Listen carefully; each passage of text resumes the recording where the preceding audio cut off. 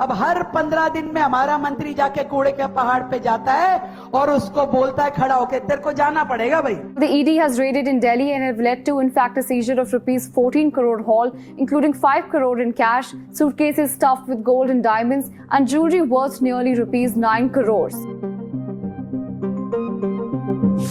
बढ़ता करप्शन और गिरता हुआ सिविक सेंस, 80 के नीचे जाता IQ और 800 को क्रॉस करता EQI। हर मामले में हमने बहुत कुछ देखा है।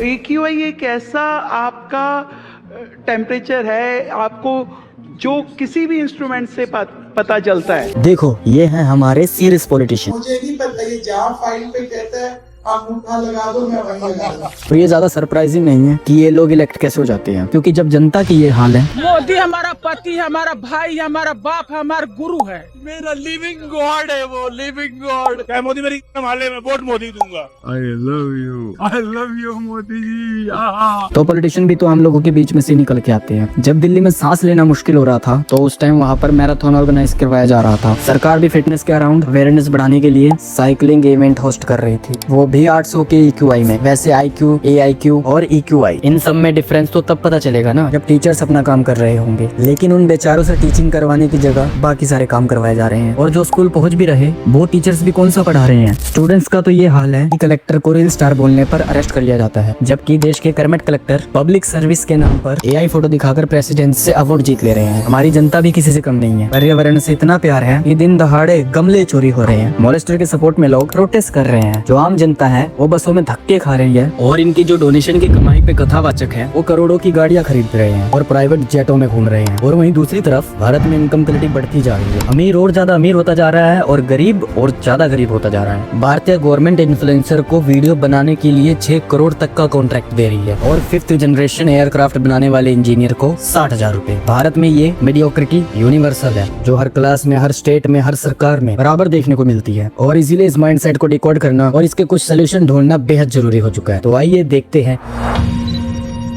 हम सिस्टम के फेलियर पे गुस्सा करते हैं, लेकिन अगर इसको देखा जाए तो हम पर्सनल लेवल पर भी कुछ अलग नहीं कर रहे हैं। कितने लोग क्रिप्टो के चक्कर में पैसे उड़ा चुके हैं, कितने लोगों ने बैटिंग ऐप पर कितने लाखों रुपए गवा चुके हैं। और सेबी की रिपोर्ट में साफ लिखा है, FNO ट्रेडिंग में तो साफ साफ लिखा है कि 90% लोग पैसे गवाते हैं। लोग वैसे ही कम कमा रहे हैं, और उसमें प्रॉब्लम बढ़ जाती है इस बात से कि हम बेसिक फाइनेंशियल प्लानिंग को सीरियसली लेते भी नहीं। या तो सारा पैसा स्टॉक मार्केट में लगा देंगे कि लॉन्ग टर्म में सब कुछ ठीक हो जाएगा, या फिर सेविंग अकाउंट में वो पैसा पड़ा रहेगा जिसको इन्फ्लेशन धीरे धीरे खा जाएगा। जबकि इमरजेंसी फंड के लिए सबसे सेंसिबल ऑप्शन देखा जाए तो वो होता है फिक्स डिपॉजिट। हमारे देश की मीडियोक्रिटी का इससे बड़ा एग्जांपल क्या हो सकता है। हमारी कैपिटल सिटी इस दुनिया की one of the best polluted city में आती है। हवा तो जहरीली पहले से ही थी, पानी में भी यूरेनियम तक के ट्रेसेस मिल रहे हैं, जिसमें सरकार का भी कोई खास रिएक्शन नहीं आया है। और पॉल्यूशन से सरकार डील कैसे कर रही है? नोएडा, गाजियाबाद, गुड़गांव और फरीदाबाद में पॉल्यूशन इस लेवल पर है, क्या किसी भी चीफ मिनिस्टर ने इसे एड्रेस किया है? यूपी की सरकार नोएडा में भारत की लार्जेस्ट फिल्म सिटी बना रही है,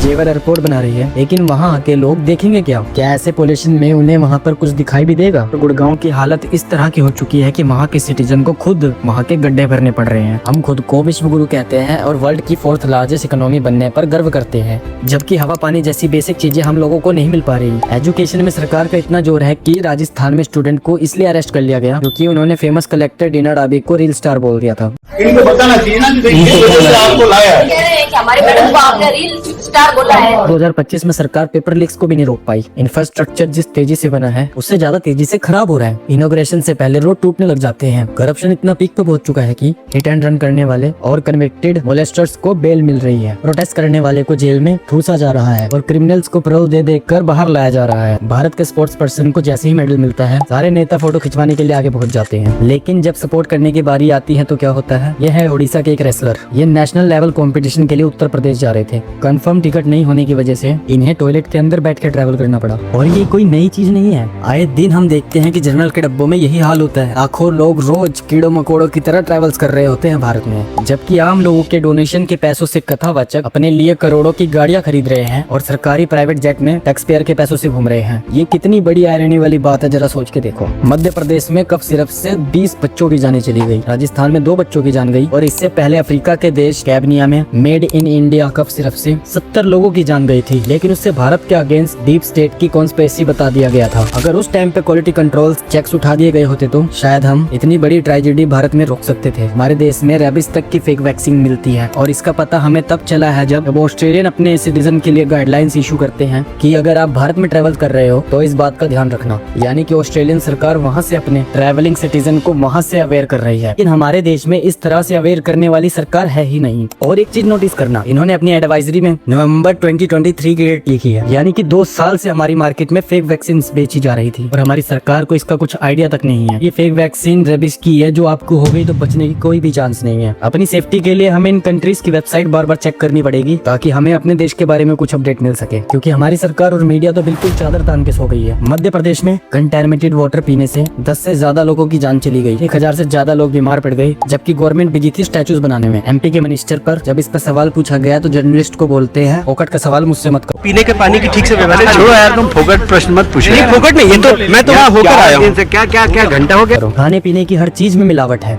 पनीर, दूध, अंडा, खोया, फ्रूट्स, सब्जी, मसाले, यहाँ तक कि बोतल के पानी भी फिल्टर नहीं है। अभी सारी चीजों को डीप स्टेट का प्रोपेगेंडा कह के तो इग्नोर नहीं कर सकते ना। हम भले ही दुनिया की फास्टेस्ट ग्रोइंग इकोनॉमी हो, लेकिन रियलिटी तो ये है कि हमारे देश के अंदर जो वेल्थ इक्वालिटी है वो बढ़ती ही जा रही है। हमारे देश का टॉप 1% देश की 40% वेल्थ को होल्ड करता है और देश का टॉप 10% भारत की 65% वेल्थ को होल्ड करता है। इकोनॉमी इतनी मोनोपोलिस्टिक बन चुकी है, मोस्टली सेक्टर में सिर्फ 2-3 बड़े प्लेयर्स ही कब्जा जमा कर बैठे हुए हैं। अगर आप एविएशन सेक्टर को देखो, सिर्फ 2 बड़े प्लेयर्स का कंट्रोल है। अभी बीच में एक प्लेयर के यहाँ दिक्कत आ गई थी तो पूरे देश के अंदर त्राहिमाम मच गया। Telecom, internet, food delivery, cab service, sports, airports और हर इंडस्ट्री में आप देखो इसी तरह से आपको मोनोपोली, डोपोपोली आपको दिखाई देगी, यानी सिर्फ एक कंपनी होगी या मैक्सिमम 2 कंपनी का पूरा राज चल रहा होगा। तो इसकी वजह से वेल्थ का कंसंट्रेशन तो होगा ही और रेगुलेटर्स भी सिर्फ नाम के रह जाएंगे। जबकि लोकपाल, जिनका काम है सरकार के करप्शन पे नजर रखना, वो अपने 7 मेंबर्स के लिए खुद BMW का ऑर्डर प्लेस कर रहे हैं। अब लगता है कि लोकपाल पे भी नजर रखने के लिए एक अलग सी पोस्ट बनानी पड़ेगी। अब आप ही बताओ, हम ऐसे कैसे विश्वगुरु बन पाएंगे? ऐसे विश्वगुरु बनने में जितना रोल सरकार का होता है उतना ही लोगों का भी होता है, लेकिन जितनी मीडियोक्रिटी हमारी सरकार और सिस्टम में दिखती है उतनी ही हमारी सोसाइटी में भी दिखती है, क्योंकि सरकार में बैठे हुए लोग भी तो सोसाइटी से ही निकल के आते हैं। पिछले महीने मोदी जी का लखनऊ में एक इवेंट हुआ था जिसमें जाकर लोगों ने गमले चोरी करने शुरू कर दिए थे। 24 घंटे में वहाँ पर लोगों ने 7000 से ज्यादा गमले चोरी कर लिए थे और ये कोई पहली बार नहीं है। लखनऊ के अंदर एक बार आम का एक्सपो लगा था, वहाँ से भी आम चोरी हो गए थे। राहुल गांधी ने एक बार चारपाई पे चर्चा की थी तो वहाँ से लोग चारपाई उठा के ले गए थे। बीएसपी लीडर मायावती जी का बर्थडे था, उसमें बड़ा सा केक बना तो उस केक पे लोग ऐसे टूट पड़े कि पूरा केक बिखर गया। हमारे देश से एक बार टूरिस्ट किसी साउथ ईस्ट एशियन नेशन में गए थे तो लोग वहाँ से होटल के अंदर से केटल चोरी करके ला रहे थे। एक अभी रिसेंटली देखा था, फर्स्ट एसी की ट्रेन के अंदर से उसने चादर चोरी कर रखी थी। एक एयरलाइन के अंदर से एक पैसेंजर ने सेफ्टी वेस्ट अपने बैग के अंदर भर रखी थी। अब इस माइंडसेट को कोई कैसे एक्सप्लेन कर सकता है? अब कोई गरीब लोग तो है नहीं कि इसे बेच के चलो यार अपनी 2 रोटी का जुगाड़ कर लेंगे। इनके पास तो अच्छा खासा पैसा होगा। G20 के बाद गुड़गांव से एक ऐसी वीडियो आई थी जिसमें 40 लाख की कार में से बंदा उतरकर गमले चोरी कर रहा था।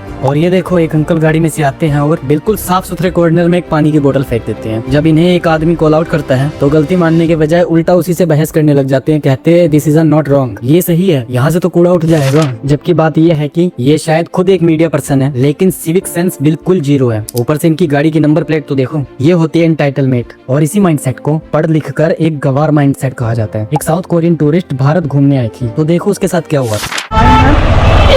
I'm crying. Why? Guys, I hate India.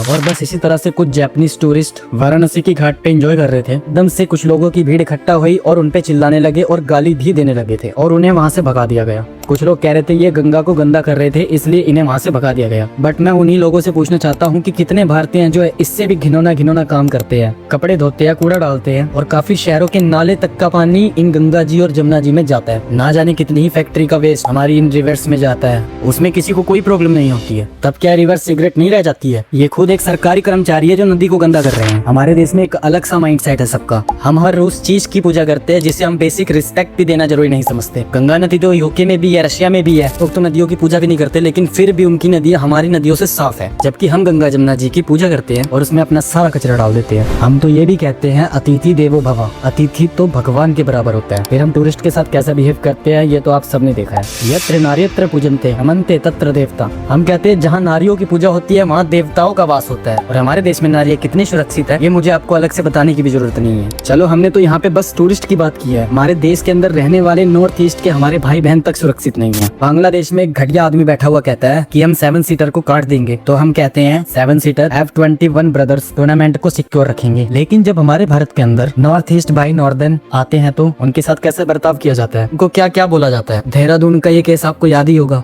Tripura के 2 लड़कों को हेलो नाम से चिढ़ाया, चाइनीज बोला। अब इन दोनों लड़कों ने उस झुंड को कॉल आउट किया, फिर लड़ाई हुई, फिर इन दोनों भाइयों पे अटैक कर दिया गया, जिसमें एंजल चकमा की जान चली गई। एंजल चकमा के लास्ट वर्ड थे I am not Chinese, I am Indian. अब बताओ इसमें एंजल की क्या गलती थी। अनफॉर्चुनेटली भारत में इस तरह की हेट काफी नॉर्मलाइज हो चुकी है। क्रिसमस पर आपको याद होगा ऐसी कई सारी वीडियोस आई थी। अब लगता है मोदी जी की वीडियोस और ट्वीट इन लोगों तक नहीं पहुंच पाई थी। कुछ दलों को इस तरह की पॉलिटिकल इम्यूनिटी मिली हुई है कि ये शौक से अपनी गुंडागर्दी करते हैं। कानून, लॉ एंड ऑर्डर इनके आगे कुछ भी मायने नहीं रखता। आपने भी सुना होगा पिछले महीने काफी स्लीपर्स बसों में आग लगने के केसेस सामने आए हैं। अब पता यहाँ पे होता क्या है, इन बसों के जो बेसिकली ओनर है वो लोकल शॉप्स पे जाके बसों को मॉडिफाई करवा लेते हैं। थोड़ा सा पैसे बचाने के चक्कर में लोगों की जान से खेल जाते हैं ये लोग। इन लोगों की गलतियों का भुगतान मासूम लोगों को अपनी जान देकर देना पड़ता है। और ऐसा सिर्फ इस इंडस्ट्री में नहीं हो रहा है, पिछले साल दिल्ली के भी कोचिंग सेंटर में इस तरह के इंसिडेंट्स हुए थे। लगता है ये खाली सिस्टम की प्रॉब्लम नहीं है, हमारी सोसाइटी की भी प्रॉब्लम है। हमारे देश में ये कल्चर है ही नहीं कि हम दूसरों के बारे में भी सोचें। हमारे देश का कल्चर तो ये है कि अपना काम बनता भाड़ में जाए जनता। हमारे यहाँ तो इस तरह से बोला जाता है कि बड़े बड़े शहरों में छोटी छोटी बातें तो होती रहती है, और जिन ऑफिसेज की जिम्मेदारी होती है सारे लोग रूल रेगुलेशन को फॉलो करते रहे, उनके मुंह में जैसे ही पैसे ठूस दिए गए फिर वो लोग रेगुलेशन की बत्ती बना देते हैं और फिर हमारी जिंदगी को कीड़े मकोड़े की तरह समझने लग जाते हैं। और ये जो प्रॉफिट वैक्सीन की वजह से लक ऑफ एम्पैथी आती है,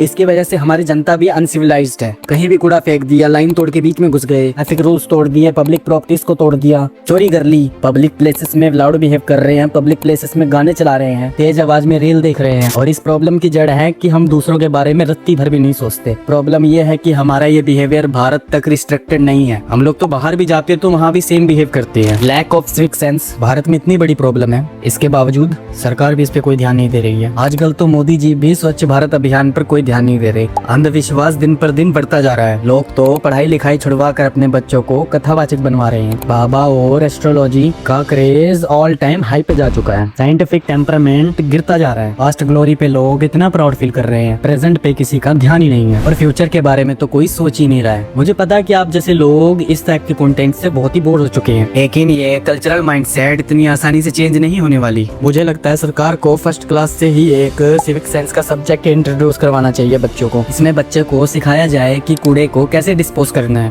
पब्लिक प्लेस में कैसे बिहेव करना है। क्योंकि मैंने नोटिस करा है बड़े बड़े प्राइवेट स्कूलों में पढ़ने वाले भी बच्चे बसों से चिप्स के पैकेट रोडों पे ऐसे ही फेंक देते हैं। इसीलिए छोटे छोटे बच्चों को सिविक सेंस में ट्रेन किया जाए तो शायद हमारे देश का फ्यूचर थोड़ा बेटर हो। बाकी प्रॉब्लम के सोल्यूशंस बड़े ही स्ट्रेट फॉरवर्ड है। गवर्नमेंट को रिफॉर्म्स करने होंगे और स्ट्रिक्टली उन्हें इम्प्लीमेंट करना होगा। और लास्टली हमें बेटर पॉलिटिशियंस की जरूरत है जो ग्राउंड रियलिटी से ज्यादा कनेक्टेड हो, जिनका एजेंडा हो रियल इश्यूज को सॉल्व करना, जिनके पास भारत के लिए बेटर आइडियाज हो। एंड आई एम श्योर मेरी इस बात से आप भी एग्री करते हो। और ये सारी चीजें भारत के ब्राइट फ्यूचर को इंश्योर करने के लिए बेहतर जरूरी है। और बस इसी के साथ करते हैं इस वीडियो का एंड। अगर वीडियो पसंद आया हो तो वीडियो को लाइक और चैनल को सब्सक्राइब जरूर करें, क्योंकि एक वीडियो पे काफी दिनों की मेहनत होती है। चलो चलते हैं, मिलेंगे किसी और वीडियो में, तब तक के लिए धन्यवाद।